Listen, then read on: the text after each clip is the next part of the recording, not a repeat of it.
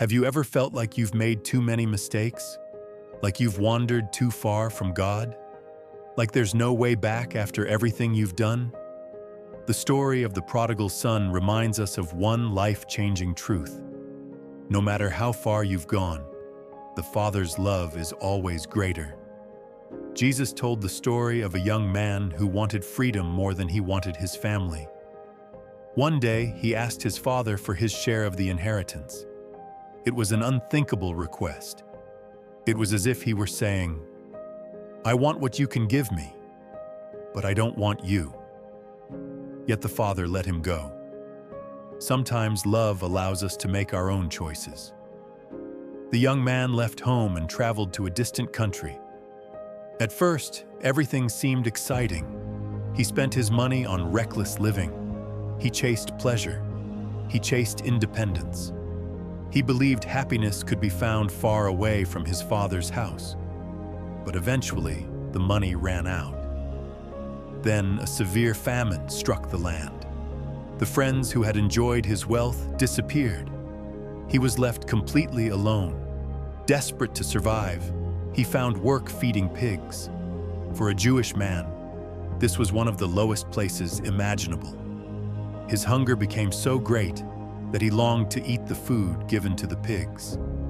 Everything he had chased had left him empty. Sometimes we don't realize how lost we are until everything we depended on is gone. Then something changed. The Bible says he came to his senses. He remembered his father's house. Even the servants there had more than enough to eat. So he made a decision. He would go home, not expecting to be welcomed as a son, not asking for his old position. He simply hoped his father would allow him to live as one of the servants. As he walked home, he rehearsed the words he would say. "Father, I have sinned against heaven and before you. I am no longer worthy to be called your son." But something happened that he never expected. Before he could reach the house, his father saw him. He didn't turn away. He didn't remind him of every mistake. He didn't demand an explanation. The father ran to him. He embraced him. He kissed him. He welcomed him home. Then he called for the best robe, a ring for his hand, sandals for his feet, and a great celebration. Why?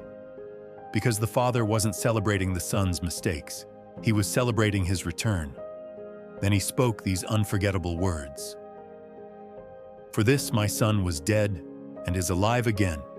He was lost and is found." What a beautiful picture of God's heart. God does not rejoice when people wander away. He rejoices when they come home. Maybe you've been carrying the weight of guilt. Maybe you've convinced yourself that you've failed too many times. Maybe you've believed the lie that God could never forgive someone like you. Remember the prodigal son. The father didn't love him because he had lived perfectly. He loved him because he was his son. God's grace is not earned, it is received. No matter how broken your past may be, no matter how many wrong turns you've taken, no matter how long you've been away, you are never beyond the reach of your Father's love. The enemy wants you to believe that your story is over. God says your story can begin again. The road home starts with one step, one prayer, one decision to turn back. And when you do, you won't find a God waiting to condemn you. You'll find a Father waiting to welcome you. Because heaven rejoices every time someone who was lost is found. If you feel far from God today, come home. His arms are still open. His mercy has not run out. His love has not grown cold. And his invitation has not changed. Because the Father is still celebrating every life that comes back to him. "For this my son was dead and is alive again. He was lost and is found." No one is too far gone, not even you.